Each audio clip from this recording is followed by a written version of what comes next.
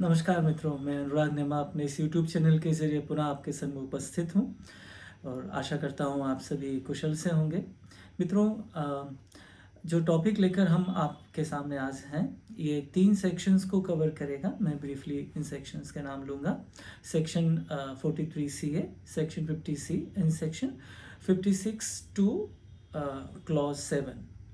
मित्रों, इन तीनों सेक्शन में हमने इन सेक्शंस को क्यों सिलेक्ट किया है आज के लिए, इस पर हम थोड़ा डिस्कशन करेंगे। इन तीनों सेक्शंस में जो कॉमन बात है, ये तीनों सेक्शन किसी इमूवेबल प्रॉपर्टी के ट्रांसफ़र की वजह से अट्रैक्ट होता है। किसी अचल संपत्ति का आपने अगर ट्रांसफ़र किया है तो ये तीनों सेक्शन अफेक्टेड होते हैं। हमें मालूम होना चाहिए हमें किस तरह से इम्पैक्ट करेंगे, ताकि हम इसे प्रॉपर्ली कंप्लाई कर सकें, जो हमारे बेसिक इस चैनल का ऑब्जेक्ट है। ध्यान दें, जैसे एक उदाहरण लें, आपने किसी पर्सन को जो आपका रिलेटिव नहीं है, एक अचल संपत्ति से कोई ज़मीन है जिसे आपने बेचा। इस ज़मीन का जो जो सर्किल रेट है वो से 12 लाख रुपया है। आपने इस संपत्ति को उसे 10 लाख रुपए में बेचा। आप समझिए इस छोटे से ट्रांजैक्शन से ये तीनों सेक्शन किस तरह से अफेक्ट हो सकते हैं।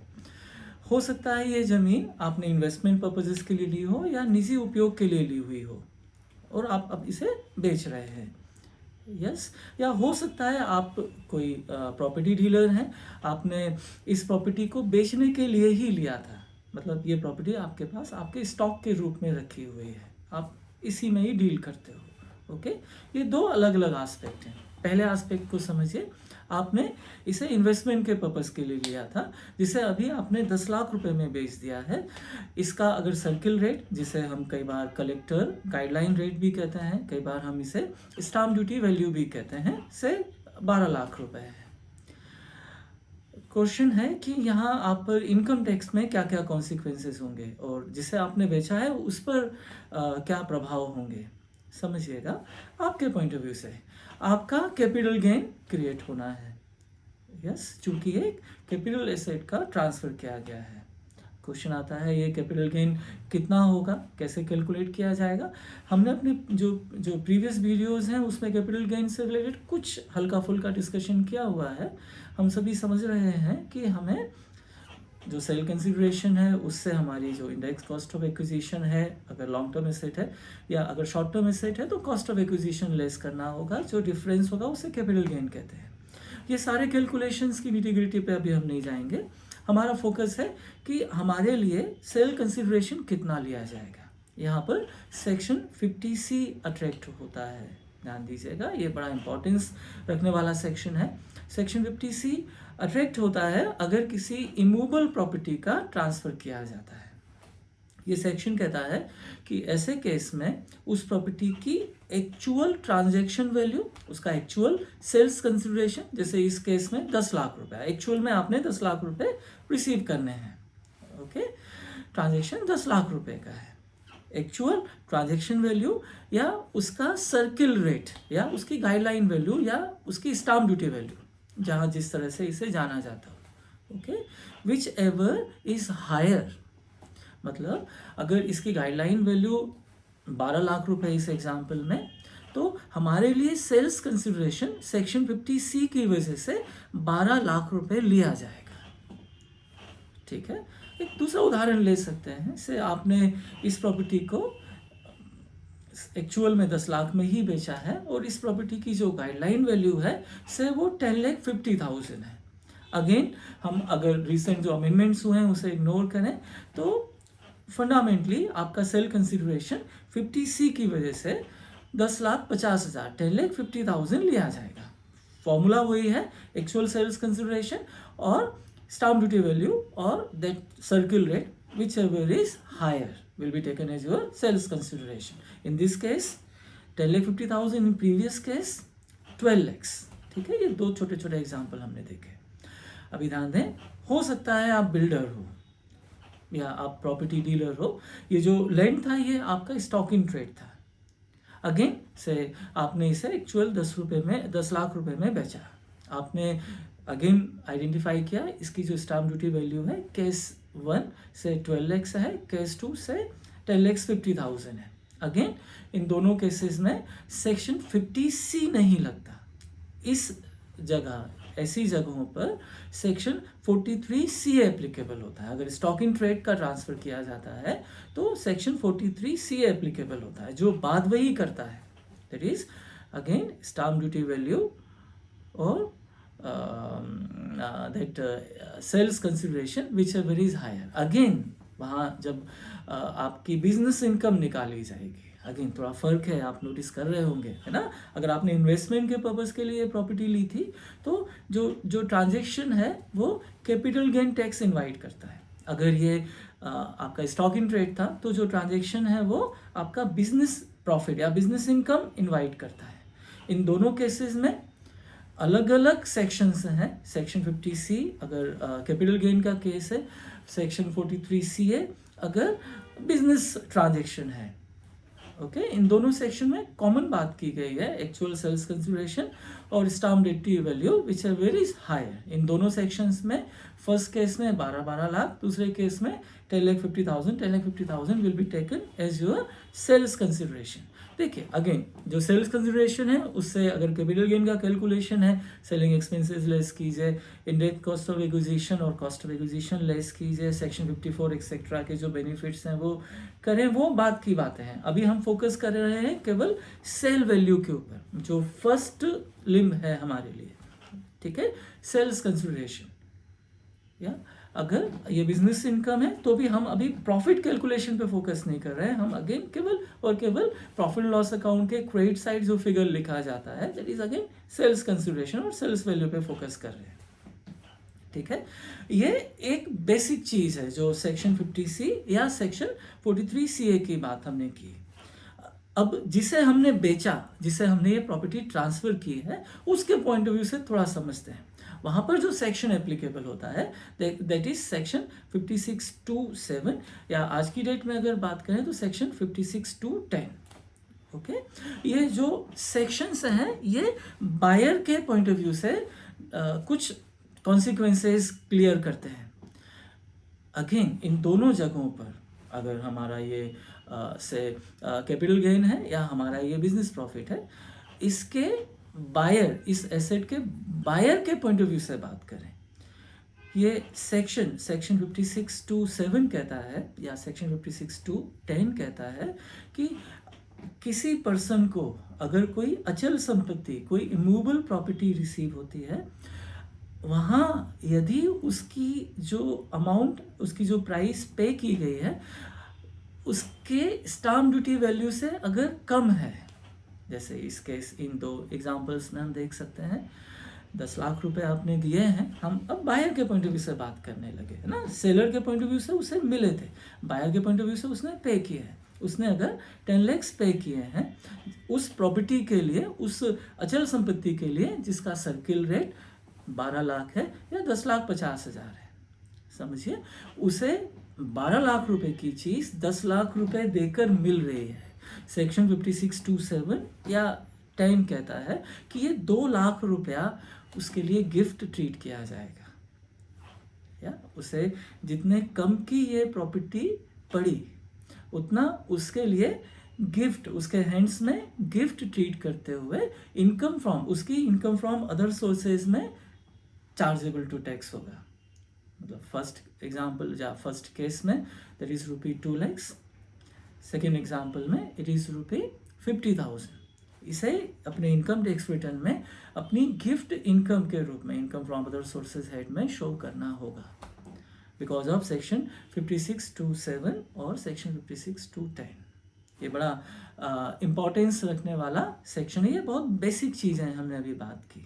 अभी यहाँ जो अमेंडमेंट आया है, पहला अमेंडमेंट फाइनेंस एक्ट 2020 के जरिए आया था और दूसरा बहुत रिसेंटली हमारी ऑनरेबल फाइनेंस मिनिस्टर मैम ने बहुत अच्छा एक रिलैक्सेशन दिया। इन दोनों को हम थोड़ा समझें। पहला जो फाइनेंस एक्ट 2020 के जरिए अमेंडमेंट आया है, ये जो अमेंडमेंट है ये तीनों सेक्शन को हिट कर रहा है, सेक्शन 43CA और सेक्शन 50C और सेक्शन 56(2)(7 या 10। फाइन, अमेंडमेंट है कि एक रिलैक्सेशन है इस अमेंडमेंट के जरिए। ये रिलैक्सेशन कहता है कि अगर जो डिफरेंस है 5% और 10 this previously it was 5%, now it is say Finance Act 2020 के जरिए जो डिफरेंस है वो 10% या 50,000 विच वेरी हायर अगेन से अधिक नहीं है तो इग्नोर सेक्शन 50C और से this section 43C even this section 56 to 7 और 10 एग्जाम्पल से समझिए। पहली चीज़ जो फाइनेंस एक्ट 2020 के पहले की पोजीशन थी वो 5% के डिफरेंस को इग्नोर करने के लिए कहते थे। फाइनेंस एक्ट 2020 ने कहा है कि अगर डिफरेंस इवन डिफरेंस 10% तक भी है तो भी चलेगा। जैसे हमारे केस में आपने 10 लाख रुपए की जो सेल्स कंसिडरेशन या रजिस्ट्री अमाउंट रिसीव किया है, जबकि उसका जो सर्किल रेट है अगर से 10,50,000 है, दूसरे वाले केस को अगर हम लें 10,50,000 है। देखें जो डिफरेंस के लिए रिलैक्सेशन फाइनेंस एक्ट 2020 ने प्रिस्क्राइब किया है वो है 10%। मतलब वो कहता है कि इवन 1 लाख रुपए, 10 लाख रुपए बेस फिगर है, इवन 1 लाख रुपए तक भी फ्लक्चुएशन है तो भी इग्नोर कीजिए। मतलब अगर उसका सर्किल रेट 10,50,000 भी है तो भी आप सेक्शन 50C या सेक्शन 43C की CA की वजह से 10,50,000 को मत लीजिए, आप 10 लाख ही ले लीजिए। ये जो 10% का इन्होंने दायरा कहा दिया है, उनका कहना है कि चलिए इतना हम इग्नोर कर देंगे। इनकम टैक्स वाले कह रहे हैं कि इसे हम इंक्रीज नहीं करेंगे। हाँ, फर्स्ट एग्जांपल पर आए से 12 लाख रुपए गाइडलाइन वैल्यू है या 10 लाख रुपए आपने एक्चुअल में रिसीव किया है, लेकिन उसका जो सर्किल रेट है वो 12 लाख रुपए है। अभी अगेन फाइनेंस एक्ट 2020 का अमेंडमेंट अगर हम देखें, ये जो डिफरेंस हो रहा है ये 10% से ज़्यादा हो रहा है। अगर 11 लाख रुपए तक आप बेच रहे थे तो चल रहा था, कोई दिक्कत नहीं थी, लेकिन चूंकि यहाँ डिफरेंस 2 लाख रुपए का है ना, आपको मिला 10 लाख रुपए, लेकिन उसकी गाइडलाइन या आप बता रहे हो कि आपको मिला 10 लाख रुपया या उसकी गाइडलाइन वैल्यू 12 लाख रुपए थी। इन दोनों का जो डिफरेंस है हम देख रहे हैं कि 10% से ज़्यादा है। ठीक है, यहाँ पर अगर ये कैपिटल एसेट थी, आप कैपिटल गेन के लिए लायबल हो रहे थे, तो आपका सेल कंसिडरेशन 10 लाख नहीं लिया जाएगा, आपका सेल कंसिडरेशन 12 लाख लिया जाएगा। समझिएगा, ये बड़ा इम्पोर्टेंस रखने वाला पॉइंट है। मैं रिपीट कर रहा हूँ ताकि आपको बहुत अच्छे से ये प्रोविज़न समझ में आए। हमारा बेसिक इंटेंशन यही है कि आपको समझ में आए। या देखें, अगर से आपने एक एग्जांपल और ले सकते हैं, आपने इसे 10,20,000 रुपये में बेचा है, मतलब आप बता रहे हो कि मैंने इसे 10,20,000 रुपये में ट्रांजेक्ट किया है, जबकि इसकी जो गाइडलाइन वैल्यू आ रही है वो से 11 लाख रुपए आ रही है। ठीक है, अभी फाइनेंस एक्ट 2020 अगर हिट कर रहा है, फाइनेंस एक्ट 2020 कवर करेगा फाइनेंशियल ईयर 2021 के ट्रांजेक्शन्स, मतलब असेसमेंट ईयर 21-22 के ट्रांजेक्शन्स को से अभी आपने हाल फिलहाल में या से जुलाई 2020 में आपने ये प्रॉपर्टी बेची है। 10,20,000 रुपये आप बता रहे हैं कि आपको मिला है, प्राप्त हुआ है, और इसका जो सर्किल रेट आ रहा है वो 11 लाख रुपए आ रहा है। अभी अगेन क्वेश्चन है कि आपके लिए सेल्स कंसिडरेशन, आपके लिए विक्रय प्रतिफल क्या लिया जाए? क्या सेक्शन 50C की वजह से 11 लाख रुपए ले लिया जाए? ध्यान दें, यहाँ सेक्शन 50C खुद रिलैक्सेशन दे रहा है, इस वजह से 50C में 11 लाख रुपए की वैल्यू नहीं ली जाएगी। क्यों नहीं ली जाएगी? क्योंकि आपने बेचा 10,20,000 में एंड आपका जो सर्किल रेट है वो 11 लाख रुपए का है। जो इन दोनों के बीच में डिफरेंस है वो 10,20,000 के 10% से ज़्यादा का नहीं है। क्लियर? इस वजह से यहाँ जो आपका sales consideration capital gain calculation के लिए लिया जाएगा वो केवल और केवल 10,20,000 लिया जाएगा। अगेन जो थंब रूल हमारे लिए है वो कहता है कि अगर डिफरेंस 10% से ज़्यादा नहीं है, मैं 50,000 को भी एक तरफ रख रहा हूँ, हाँ, अगर डिफरेंस 10% से ज़्यादा नहीं है तो आपने 50C नहीं लगानी है। ओके, 50C लगा देंगे तो असेसी का या जो करदाता है उसका नुकसान हो जाएगा, उसका जो विक्रय मूल्य है वो ज़्यादा लिया जाएगा। इस वजह से मैं कह रहा हूँ कि फाइनेंस एक्ट 2020 ने रिलैक्सेशन दिया था, ठीक है। यही रिलैक्सेशन सेक्शन 43 CA पर भी एक्सटेंड किया गया था। अगेन, अगर से कोई एक और उदाहरण ले सकते हैं, जैसे आपने 15 लाख रुपए में कोई स्टॉक, कोई लैंड जो आपके पास स्टॉक के रूप में था उसे बेचा है। अगेन, उस प्रॉपर्टी का जो सर्किल रेट है वो से 16 लाख है। अगेन क्वेश्चन है कि आपके लिए क्या लिया जाए, क्या माना जाए कि आपने इस प्रॉपर्टी को कितने में बेचा जब आपकी बिजनेस इनकम निकाली जाएगी। क्या सेक्शन 43 CA की वजह से यहाँ पर इस प्रॉपर्टी की वैल्यू 16 लाख कर दी जाएगी? क्या आपका प्रॉफिट 16 लाख रुपए पर बेचा है ये मानते हुए निकाला जाएगा? Answer is no. Why? Because the difference, again 16 lakh रुपए के 10% से ज़्यादा का डिफरेंस नहीं है। इस वजह से आपका सेल कंसिडरेशन 16 लाख ना लिया जाकर 15 लाख से ही लिया जाएगा। Got this point? अभी हम दूसरे एस्पेक्ट के ऊपर आए। हम बात अभी भी कर रहे हैं फाइनेंस एक्ट 2020 के पॉइंट ऑफ व्यू से। प्रीवियस एग्जाम्पल जो था हमारा उसके ऊपर ही आते हैं। 10 लाख रुपए आपने रिसीव किया है, 12 लाख रुपए सर्किल वैल्यू है, स्टाम्प ड्यूटी वैल्यू है।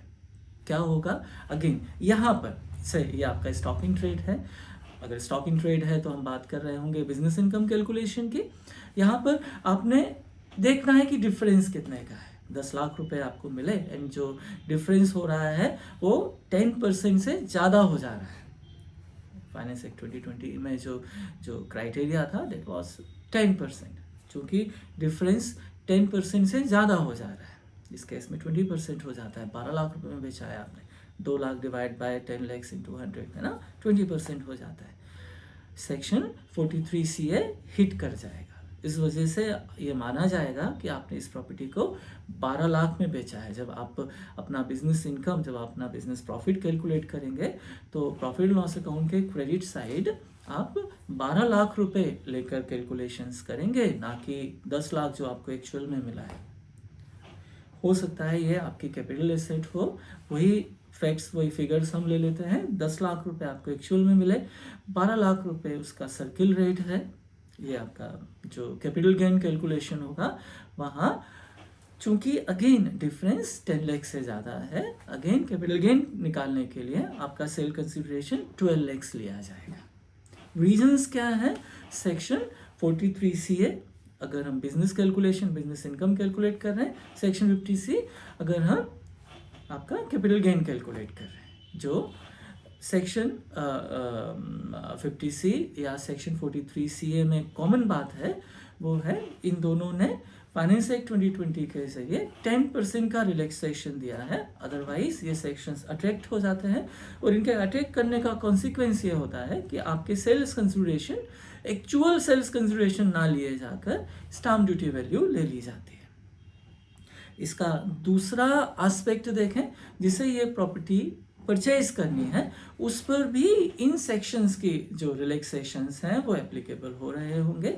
मतलब अगर सामने वाले ने कोई किसी से कैपिटल एसेट खरीदी है जिसके लिए उसने एक्चुअल में 10 लाख दिए हैं, जिसकी जो स्टाम्प ड्यूटी वैल्यू है वो से 10,50,000 है, वहाँ जो डिफरेंस है 50,000 वो उसके लिए टैक्सेबल नहीं होगा, क्योंकि अगेन वो जो 10% और 50,000 विच एवर इज हायर का रिलैक्सेशन है वो सेक्शन 56(2)(7) पर भी एक्सटेंडेड है। उसे भी अगर ये डिफरेंस इस परिसीमा, इस रिलैक्सेशन के परव्यू के भीतर है, उसे डिफरेंस को इग्नोर कर देना है। लेकिन हाँ, अगर वो जो डिफरेंस है वो 10% से ज़्यादा हो जाता है तो फिर उसे टैक्सेबिलिटी फेस करनी है। मैं बहुत क्लियरली इन दोनों एग्जांपल्स को फिर से बायर के पॉइंट ऑफ व्यू से डिस्कस करूँगा। अगर उसने 10,50,000 स्टाम्प ड्यूटी वाली चीज़ को 10 लाख रुपए में लिया तो ये सेक्शन उसे गिफ्ट के टैक्सेबिलिटी को नहीं कहेगा। लेकिन अगर उसने 12 लाख रुपए की चीज़ 10 लाख रुपए में ली है, चूंकि अंतर 10% से ज़्यादा है, उसे इस 2 लाख रुपए पूरे पर, हम केवल एक्सेस को नहीं कवर करेंगे, अगर कवर करेंगे तो पूरा लेंगे या तो पूरा छोड़ेंगे, ओके, ये पूरा 2 लाख रुपया उसकी income from other sources gift income के रूप में टैक्सेबल हो जाएगा। क्लियर? तो ये थे फाइनेंस एक्ट 2020 के अमेंडमेंट, जिसने जो पहले होता था 5% का रिलैक्सेशन था, उसे बढ़ाकर 10% कर दिया था। अभी recently due to Covid, government ने, हमारी फाइनेंस मिनिस्ट्री ने section 43CA and section 56 to 10 में एक रिलैक्सेशन दिया है, जो 31 मार्च 2021 तक ही एप्लीकेबल है। ध्यान दीजिएगा, इन्होंने रिलैक्सेशन को, एग्जिस्टिंग रिलैक्सेशन को 10% से बढ़ाकर 20% कर दिया है। मैं रिपीट करूंगा, 2020 फाइनेंस एक्ट ने जो रिलैक्सेशन एक्सटेंड किया था वो 10% किया था 5% से, इन्होंने रिसेंटली इसे 10% से बढ़ाकर 20% कर दिया है। क्लियर? यहाँ पर जो ध्यान में रखने वाली चीज़ है, ये रिलैक्सेशन सेक्शन 50C के ऊपर एप्लीकेबल नहीं है। ये बहुत इम्पॉर्टेंट पॉइंट है एंड आई गेस ये इंटेंशनल है। क्यों इंटेंशनल है हम समझते हैं, उसके पहले मैं रिपीट कर रहा हूँ अगेन। अगर आपने कैपिटल एसेट में कोई ट्रांजेक्शन्स किए हैं, सेक्शन 50C हिट करेगा एंड वहाँ रिलैक्सेशन अगर है तो still even after that recent से रिलैक्सेशन 10% ही है। इन्होंने 10% को 20% 50C के लिए नहीं किया है। इन्होंने जो रिलैक्सेशन एक्सटेंड किया है वो सेक्शन 43CA एंड उस सेक्शन से हिट होने वाले 56 to 7 के लिए किया है। समझिए, अगेन मैं इसको एक्सप्लेन करने के लिए वही एग्जांपल फिर से ले रहा हूँ। अभी 10 लाख रुपए आपको मिले हैं एंड जो एक्चुअल उसका जो स्टाम्प ड्यूटी वैल्यू है वो से 12 लाख रुपए है। अगर ये आपकी बिजनेस एसेट थी, अगर ये आपका स्टॉक इन ट्रेड था, चूंकि रिलैक्सेशन 20% तक एक्सटेंड कर दिया गया है, यहाँ पर भले ही डिफरेंस 10 लाख रुपए आपको मिला है उस चीज़ का जिसका स्टाम्प ड्यूटी वैल्यू 12 लाख है, लेकिन चूंकि डिफरेंस 20% से ज़्यादा नहीं है, आपका सेल कंसिडरेशन, आपका बिजनेस इनकम निकालने के लिए आपका सेल्स कंसिडरेशन केवल 10 लाख ही लिया जाएगा।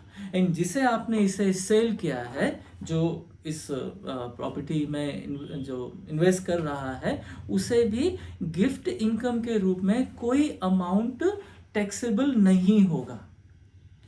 क्लियर?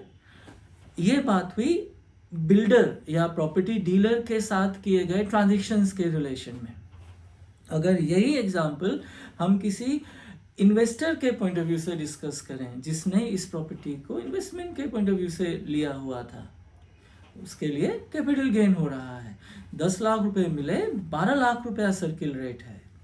सेक्शन 50C की वजह से उसका सेल्स कंसिडरेशन 12 लाख रुपए लिया जाएगा। साइड बाय साइड जिसे उसने प्रॉपर्टी बेची है, उसके लिए जो डिफरेंस है 2 लाख रुपया, वो टैक्सेबल होगा। उसके इनकम फ्रॉम अदर सोर्सेज में 2 लाख रुपया ऐड हो जाएगा। रिलैक्सेशंस आ रहे हैं। पहले 5% का डिफरेंस था। फाइनेंस एक्ट 2021 के लिए जो फाइनेंस एक्ट 20 आया है, उसने रिलैक्सेशन को 5% से 10% कर दिया है। Very recently honourable finance minister ने जो रिलैक्सेशन है उसे फर्दर 10% से 20% कर दिया है। लेकिन अगेन फर्क है, जो 5 to 10 किया गया है वो तीनों सेक्शंस के लिए इक्वली किया गया है, लेकिन 10 to 20 का जो रिलैक्सेशन है वो केवल और केवल section 43CA and section 43CA के सेकेंड पार्टी के लिए किया गया है। मतलब अगर कोई से कैपिटल गेन के लिए लायबल हो रहा है, वो पर्सन और जिस पर्सन ने ऐसे कैपिटल गेन के लिए लायबल होने वाले पर्सन से परचेज किया है, उसके लिए ये जो 10% से 20% का एनहेंसमेंट है, जो रिलैक्सेशन का एक्सपेंशन है, वो एप्लीकेबल नहीं है। वहाँ पर still it is 10%। I guess ये जो प्रोविजंस हैं वो आपको क्लियर हो रहे होंगे। इस रिलेशन में अगर आपका कोई डाउट या कोई क्वेरी है तो यू आर मोस्ट वेलकम। हमारे इस चैनल को इतना अधिक पसंद करने के लिए आपका बारंबार आभार। आप सभी को बहुत बहुत धन्यवाद। आपका दिन शुभ हो। धन्यवाद।